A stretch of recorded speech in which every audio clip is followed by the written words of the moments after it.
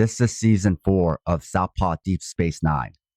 Season 5 will be released on the Southpaw Pod Patreon.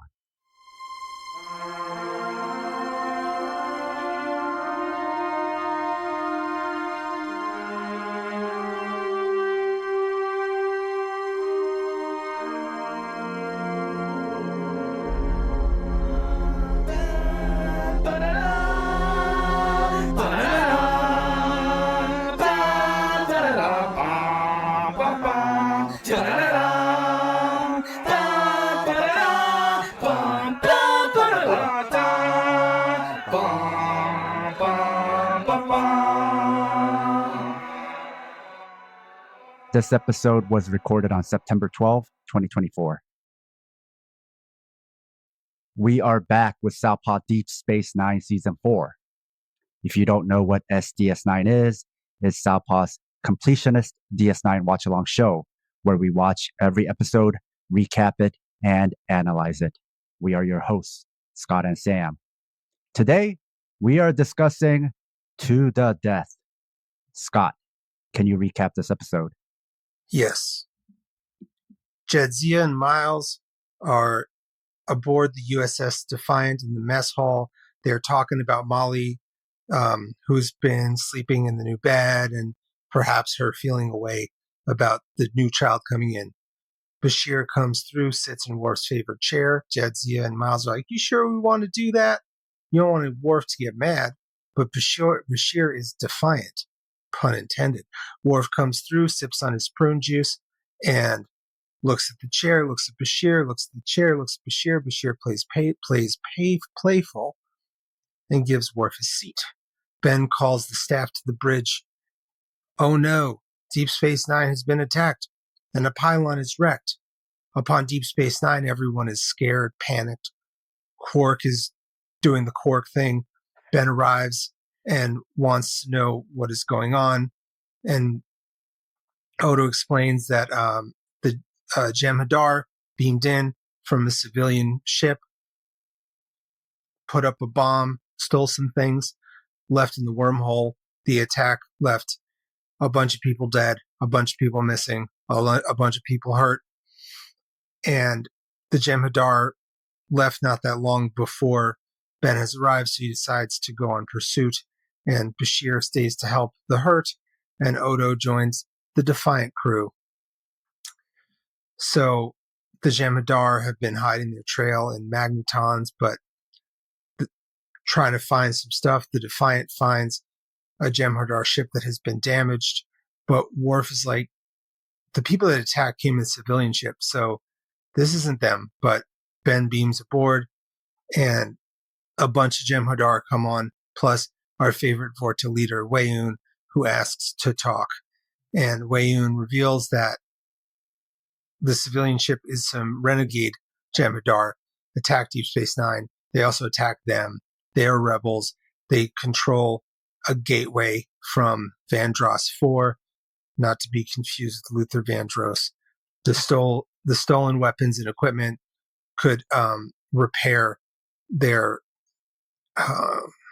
Iconian gateway, which would allow them essentially to teleport and do whatever they want in the galaxy. Weyoun is like, we don't want the rebellion to spread. This could cause the Dominion to collapse, and you don't want that because that would be worse. And they'll come back and declare war on the Federation if you're not careful.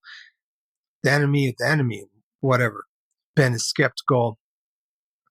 And Ben is dubious as to why the founders can't control the rebels, because he's under the idea that the Jem'Hadar are these created in a laboratory, that they can do whatever they want. And Weyoun admits that they have power, but their influence isn't total. And Ben understands the threat, reluctantly agrees, and for some reason decides to help stopping the renegades. On the bridge, Ben tells the crew about what's going to go on. Worf has an experience with the Iconian gateway with the USS Enterprise, and he's like, this is bad. That's exactly what Worf said. He said, "This is bad." Just kidding. Jadzia and Miles are very hesitant to work with Weyoun and hesitant to work with the Jem'Hadar, and worries that they might rebel if they learn about the Gateway's potential to free their race. And Ben insists that they won't talk about that. Ben then meets Ometiclon, who is the commander of the Jem'Hadar, and he hates the Federation, but Ometiclon is going to do what he needs to do. He will follow Ben orders, but he hints that afterwards there could be trouble. So as they brief, they learn of the renegade space that can't be destroyed from orbit. So that means for plot points, they're going to have to go on the ground. So Ometiclon reports a bunch of people, like 150 enemies. Worf talks about the issue of getting all of the guards without making the alarms go off. And Tom Tarax taunts him, who's the second in command, and makes fun of the Klingons and mocks Klingon culture. Worf and Tarax start fighting, but Ben and Ometiclon stop them. And we then see Jadzia, Miles, Odo, Worf, Storm engineering, neutralizing some Jem'Hadar, but are waiting to find more people. And then you realize it's a simulation, the lights auto blink, they would have died. Ometiclon reveals that there was no extra plan because quick decisions need to happen, and in battle, you just got to do what you got to do. A note to our listeners. If you love the Southpaw Project, please support us and help us get paid for our labor by financially supporting us on Patreon. This will give you access to exclusive bonus content, like early releases of Southpaw Deep Space Nine, our fictional narrative podcast, Fighters Brew, break-free versions of our shows without interruptions like you're hearing now, bonus articles, Fighters Brew transcripts with extra content, Liberation Martial Arts Online, as well as our private chat group on Discord. You can also make one-time donations at Ko-Fi or show your solidarity by wearing our swag. You can find all pertinent links at southpawpod.com. And he chides Ben for Federation values, that to choose life over success is futile. Well, the Borg says that. And that because they value their lives over the end result, the mission will end. But Ben argues that to fear death keeps people sharp, keeps people smart, keeps people in the game. And Ometiclon insists that his Jem'Hadar already know about the Gateway, but Ben agrees to do mixed teams, but insists that this won't be a mission that ends in everybody dying. Later, Jadzia is chilling out and notices that this Jem'Hadar dude is kind of just like watching her, and he's like, "I'm studying you." And she learns a whole lot about the Jem'Hadar. So they're bred in chambers. They're all dudes. They don't sleep. They don't eat. They have short lifespans. And again, as if you remember from previous episodes, are addicted to a drug that will kill them if they don't have it. So they're also given drugs and promised drugs and kept on drugs to be loyal to the Dominion. And when Jadzia shares this information with Worf and Miles, they are distraught. And then they see Weyoun distributing the white to the Jem'Hadar. And the way that he gives them the drugs is a very strange, disturbing loyalty, fealty ceremony. Then later, Tarax provokes Miles. They start a fight. Worf gets in. It turns into a brawl. And when Ben and Ometiclon intervene for punishment, Ometiclon kills Tarax, breaks his neck, is very upsetting. and is like, Ben, it's your turn now. And Ben just sends Worf to his quarters. They are not the same. And then a Metaclon is like, I'm going to kill you. You coward. I killed my guy. You didn't kill your guy. Weyoun meets with Odo and tells him how much the founders and the other changelings miss him and want him to come back. And Odo strongly tells him that he has no intention of coming back and he doesn't miss them and all that. But it's intimated and felt that this may not be true. Odo's a lonely cop. What can we say? As the Defiant approaches Luther Vandross IV, just kidding, Vandross IV, Miles records a farewell message to his family and talks about how he's had to do this a number of times, 11 times, and it's just really intense. And every time he fears this is the one that they're going to hear. And Jadzia is like, you're going to be okay. You're going to die surrounded by your loved ones. But I will keep a copy of your message just in case. Before heading to Ben's quarters, Worf advises that he should stay on the ship, that a Metaclon is going to kill him, that he could just accidentally get him, and quote unquote accidentally. And Ben's like, thanks, no thanks. And Worf's like, look, if a Metaclon kills you, I'm going to kill him. I got your back. And Ben's like, thanks, buddy. When they get, as the Defiant nears the planet, Miles gives everybody phasers. The Jem'Hadar insist on ramping their phasers to kill, where the Defiant crew stun. When they, Ometaclon then does a battle chant like a haka about basically that to win is to live. And on the planet, everyone realizes their weapons have been sabotaged. The phasers are inoperative, so they have to fight classic style with weapons that don't blast. And Jadzia posits that it's a dampening field. So then the renegade Jem'Hadars attack and they fight. The team defeats the rebels, losing a couple red shirts. Ometaclon's like thinking that Ben is going to abort the mission because they don't have energy weapons. But Ben grabs a Jem'Hadar weapon, is like, it's clobbering time. And the Jem'Hadar are impressed. They fight their way to the gateway where Miles sets explosives that, they expose a chemical detonator. Ben saves a Metaclon from a decloaked Jem'Hadar. Metaclon is, surprised by Ben and his bravery, and they get to safety. The phasers work again.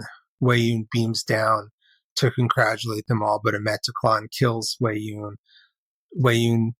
How many Weyouns are there? Well, there's one less for even questioning the Jem'Hadar's loyalty. And the Defiant crew and the Jem'Hadar are about to go on, but a Metaclon tells everybody to stand down, said there's been enough killing for today, and he's going to go on a tour of hunting down Jem'Hadar renegades, but it's like, the next time we meet, we might be enemies. This episode was also heavy. It really drove home how the Jem'Hadar are child soldiers and how opiates are used to control them. And you also learn how they have a very short life expectancy because they are considered expendable fodder. Their whole culture is based on being expendable fodder.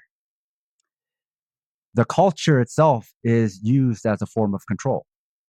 This goes back to conversations about cultural hegemony and white supremacy as a form of cultural hegemony. It's not just dudes in white pointy hats. No. It's the cultural push to always serve, obey, and be in the good graces of white society. Going back to drugs, the US regularly uses drugs and disassociation tactics to control its soldiers. The US also has a history of introducing drugs to control resistance. You had a whole project called MK Ultra designed to figure out ways to use chemicals, drugs, and other tactics to harm and control, which we'll discuss more in the next episode. I was about to talk about MK Ultra, so we have good brains. If you love the Southpaw Project, become one of our financial supporters. It'll help us supplement the cost of running this project, the incredible time and energy we put into it 7 days a week, and you'll be giving us some breathing room, not only to juggle Southpaw with our day jobs, but also to expand Southpaw into other areas. We can't exist without your contributions. Show your Southpaw solidarity by supporting us at southpawpod.com. But yes, the manipulation of people using substances is a tale as old as time. It's a large impetus of, the child soldiers that we read about. I mean, truth be told, there are children in war as long as war is time, but a lot of them were given amphetamines and given stuff. I was reading somewhere that amphetamines loosen morals. That's one of the reasons why amphetamines were very popular amongst Hitler and the Nazis. I guess I could have given a content warning that we're going there, but that's true that they were given amphetamines, and one of the reasons believed is that it kind of sort of how like ketamine opens up your ability to forgive yourself. Amphetamines open up your ability to not feel bad about doing bad things. And then MK Ultra is, I read a book a couple of years ago about the Manson murders, and obviously it can't be proven, but there's a lot of reasons to believe that Charles Manson was a op and learned his ways of manipulating people through being part of the MK Ultra program. It's very possible. A lot of puzzle pieces connect in a way where you're like, that makes sense. And yeah, just like if you believe that the CIA invented crack, then you understand that substances have been used to control people. It's something to do. On top of MK Ultra, if you are curious, that you could look up is the Iran-Contra affair and scandal, and this is what some of the things that we're alluding to here. Now, going back to U.S. military disassociation research, this also goes back to drugs as a way to disassociate that you were talking about. Coincidentally, this same research is often used by the fitness industry to disassociate consumers from themselves and their body, and to promote loyalty, or as they call it, customer retention. The fitness industry is sick. Its origins actually go back to eugenics. And it's sick because it wants people to think of themselves as soldiers willing to kill themselves for the ideal body. The soldier mentality is prevalent in our US culture. And I'll actually talk about that more in our next episode. Sometimes, though, when you hear me talk about how the US makes everything football, I refer to that a lot in the liberation martial arts curriculum. What I really mean by that is the soldier mentality. The US turns everything into a soldier mentality that you just have to suck it up and just destroy yourself for some kind of goal or cause, and all in the name of loyalty. And so for you to get that objective done, you have to be willing to disassociate yourself. Now, back to Weiyun. Weiyun is a Vorta, another engineered species who are controlled by the changelings, and they serve as the taskmasters for the Jem'Hadar. So it's an elevated enslaved as enslaver of the Jem'Hadar, a very colonial tactic. Colonizers don't always have to be settlers or even present.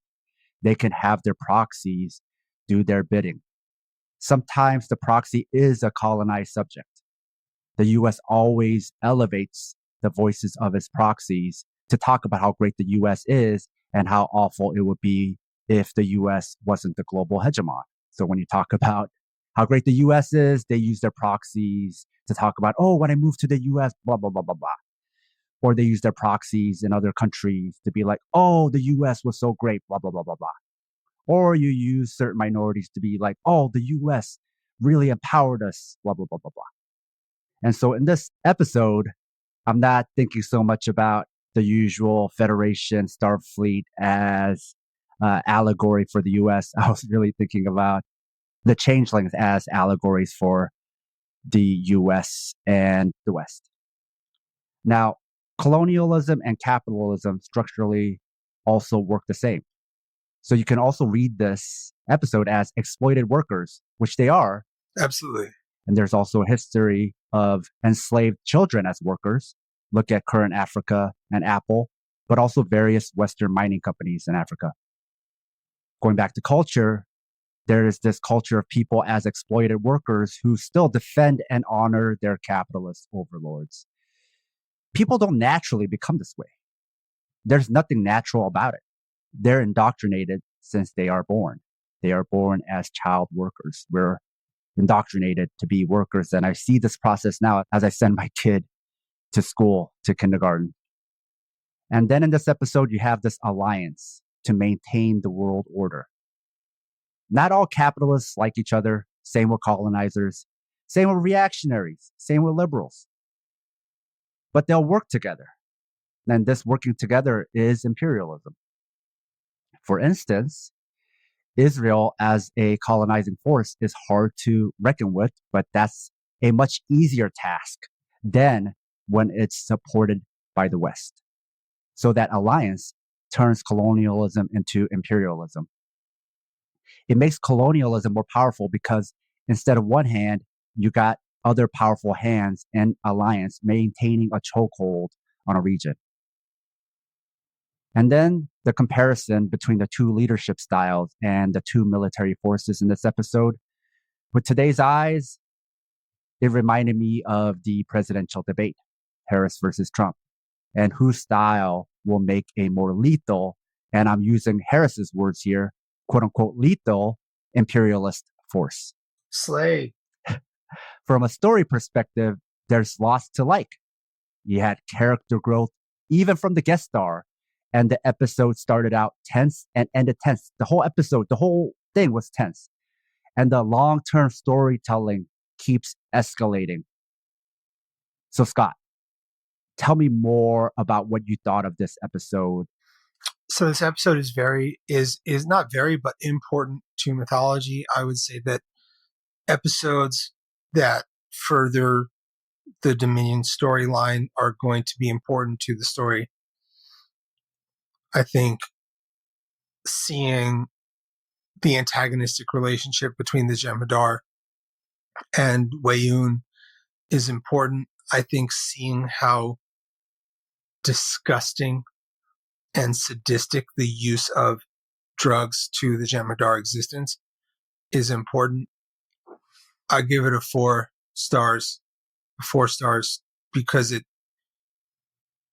I give it 3.5 stars. It's good, but not great. And we're starting to gear up. After seasons 1 through 3, it's hard not to give a lot of these episodes like 4 and 4.5 because of the context of where we came from. But you're preparing us for the episodes that are still to come. Exactly. Can you tell us about the next episode? Bashir. Until then. Bum,